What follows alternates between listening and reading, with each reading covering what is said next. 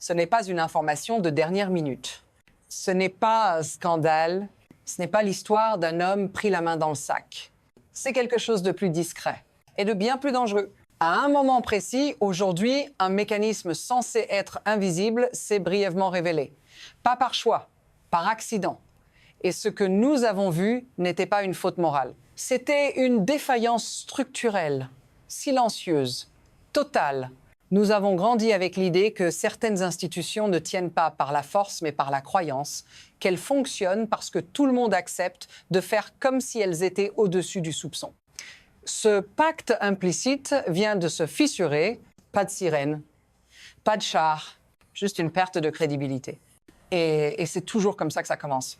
Si vous pensez que cela ne vous concerne pas, restez avec moi. Parce que ce qui a cédé aujourd'hui ne se répare pas facilement. Et surtout, c'est pas encore fini. Et pour comprendre pourquoi, il faut regarder non pas ce qui s'est passé, mais ceux qui contrôlent réellement le système. Ce qui gouverne réellement ce système n'est pas écrit dans la Constitution. Ce n'est pas un nom, ce n'est pas un parti. C'est quelque chose de plus fragile et de plus puissant. Le système tient parce que tout le monde accepte le même postulat, que certaines décisions ne sont pas négociables, qu'elles ne s'achètent pas, qu'elles ne se marchandent pas. Pas parce que c'est impossible, mais parce que ce serait impensable. Cette croyance agit comme un amortisseur. Elle absorbe les chocs. Elle transforme l'obéissance en réflexe. Mais ce type de pouvoir a une faiblesse fatale. Il n'a pas de mécanisme de secours. Il n'y a pas de bouton reset quand la confiance disparaît. Il n'y a pas de plan B quand l'arbitre est soupçonné de jouer pour l'une des équipes. Et le plus troublant, c'est ceci, le système ne s'est pas effondré aujourd'hui. Il a continué de fonctionner comme si de rien n'était. Et c'est précisément là que le danger commence.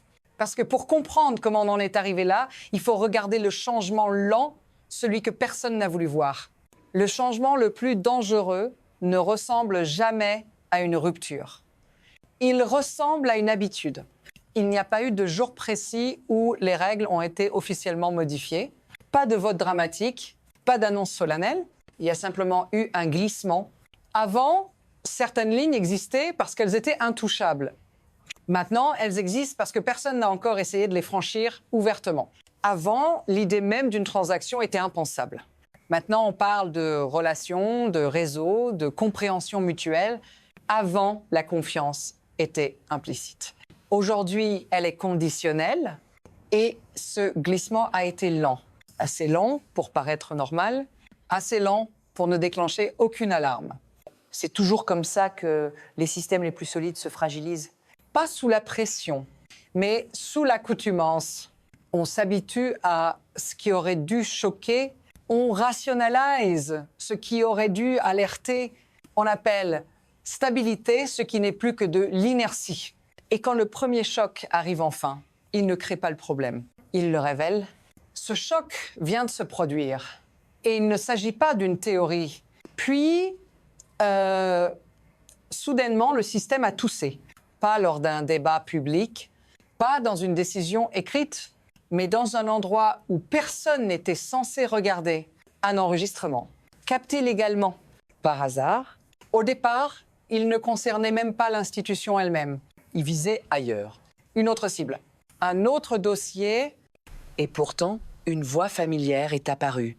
Pas une rumeur, pas un témoignage indirect, une trace brute. Ce que cette trace suggère n'est pas un écart de conduite. Ce n'est pas un cadeau oublié dans un formulaire. C'est une logique transactionnelle.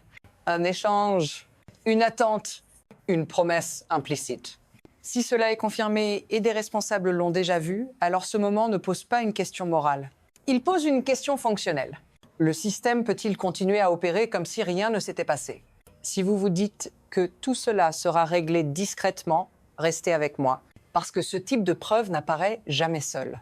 Et surtout, ce n'est pas là que le vrai mécanisme se cache. Il faut maintenant comprendre comment cette situation a été rendue possible. Pour comprendre comment on en arrive là, il faut abandonner l'idée d'un acte isolé. Ce qui est en jeu n'est pas une faute, c'est une architecture. Le système fonctionne sur une séparation tacite D'un côté, ceux qui produisent la valeur, de l'autre, ceux qui arbitrent les règles. Entre les deux, un espace flou, légal, opaque, parfaitement cultivé. Dans cet espace, les décisions n'ont pas de prix officiel. Elles ont une valeur. Et cette valeur circule sous d'autres noms. Fonds, conseils, retraite, engagement différé. Personne ne parle d'achat. On parle de stabilité, de sécurité, de continuité. Ceux qui bénéficient de ce système ne portent jamais le coup immédiat. Ils déplacent le risque, ils étalent l'impact. Ils laissent l'absorption aux autres. Le dommage, lui, ne se voit pas tout de suite. Il se diffuse, il s'installe, et quand une trace sonore surgit par accident, elle ne révèle pas une exception. Elle expose le fonctionnement normal. C'est là que la panique commence. Parce qu'une fois que le mécanisme est visible, il ne peut plus prétendre être neutre. Et maintenant, la machine s'emballe. Tout va plus vite maintenant.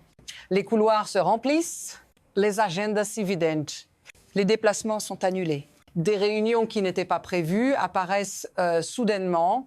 Des téléphones qui ne sonnaient jamais commencent à vibrer. Rien n'est encore public, mais tout le monde sait. Les procédures se déclenchent en silence. Les phrases sont pesées. Chaque mot devient une ligne de défense. Et pendant ce temps, l'institution continue. Elle siège, elle écoute, elle délibère, comme si le doute n'existait pas. C'est là que la fracture s'élargit. Parce qu'une décision rendue sous soupçon n'est plus une décision. C'est un pari. Un pari que les gouverneurs respecteront. Un pari que les tribunaux inférieurs obéiront. Un pari que le public acceptera. Et ces paris commencent à échouer, pas tous à la fois. Quand l'autorité repose sur la crédibilité, la vitesse devient un ennemi. Chaque heure qui passe sans réponse transforme l'incertitude en défi. Et ce défi ne reste jamais abstrait très longtemps. Il finit toujours par atteindre quelqu'un de concret. C'est ici que cela vous atteint. Pas dans les couloirs feutrés, pas dans les débats juridiques, dans votre vie quotidienne. Parce que lorsque l'arbitre est contesté, les règles cessent d'être claires. Et quand les règles deviennent floues, ce sont toujours les mêmes qui paient le prix. Vous qui attendez une décision. Vous qui dépendez d'un droit appliqué de la même manière partout. Vous qui pensiez que certaines protections étaient acquises, d'un jour à l'autre, ce qui semblait stable devient négociable. Ce qui était garanti devient conditionnel, pas parce qu'une loi a changé, mais parce que la confiance a disparu. C'est une insécurité silencieuse. Elle ne fait pas de bruit. Elle s'installe et vous êtes censé continuer comme si de rien n'était. Faire confiance, obéir, accepter. Si vous ressentez un malaise en ce moment, c'est pas de la peur. C'est votre instinct qui vous dit que quelque chose d'essentiel s'est déplacé. Restez-y, parce que ce qui se passe ne s'arrête pas aux frontières. Et ce qui vient ensuite dépasse largement un seul pays. Ce genre de faille ne reste jamais local. Parce que lorsque le centre vacille, tout ce qui s'y aligne commence à dériver. Les marchés observent. Les gouvernements étrangers prennent note. Les systèmes juridiques connectés ajustent leur posture. Pas par idéologie, par prudence. Quand une décision n'est plus perçue comme définitive, elle cesse d'être une référence. Les accords deviennent fragiles. Les engagements deviennent réversibles. Et soudain, ce qui semblait immuable devient optionnel. Les investisseurs recalculent le risque. Les alliés réévaluent la fiabilité. Les adversaires testent les limites, pas avec des discours, avec des actions discrètes. C'est ainsi que l'incertitude se propage. Sans déclaration de crise, sans moment officiel, un système qui reposait sur la stabilité juridique se retrouve dépendant de signaux contradictoires. Et dans ce vide, chacun commence à jouer sa propre partition. Personne ne sait encore jusqu'où cela ira, parce que ce type de choc n'a pas de précédent clair. Mais une chose est sûre, une fois que la confiance cesse d'être universelle, elle ne revient jamais intacte. Et maintenant, il faut regarder vers l'avant. Pas pour prédire, mais pour mesurer le risque. À partir d'ici, 3 trajectoires sont possibles. Aucune n'est confortable. Aucune n'est théorique. La première est l'ajustement. Le système encaisse le choc. Il se contracte, il corrige juste assez pour survivre. Des règles supplémentaires. Des procédures renforcées. Un retour apparente à la normalité. Mais cette normalité repose sur une mémoire courte et sur l'espoir que plus personne ne regardera trop près. La deuxième trajectoire est l'érosion, plus lente, plus insidieuse. Les décisions continuent, mais elles sont contestées, interprétées, ignorées quand elles dérangent. L'autorité ne disparaît pas, elle se dilue. Et puis il y a la troisième trajectoire, la rupture. Elle n'arrive pas avec fracas, elle commence par un refus. Un État qui n'applique pas un tribunal, qui suspende un acteur qui dit non. À partir de là, le précédent est créé et le système conçu pour l'unité découvre qu'il ne peut pas contraindre. Nous ne savons pas encore laquelle de ces trajectoires s'imposera. Parce que le point critique n'est pas atteint, mais il s'en rapproche. Et ce qui va déterminer l'issue n'est pas la loi, c'est la réaction collective. Il n'y aura pas de moment clair où tout redeviendra normal. Pas de phrase officielle qui effacera ce qui a été révélé. Pas de décision unique capable de restaurer la confiance perdue.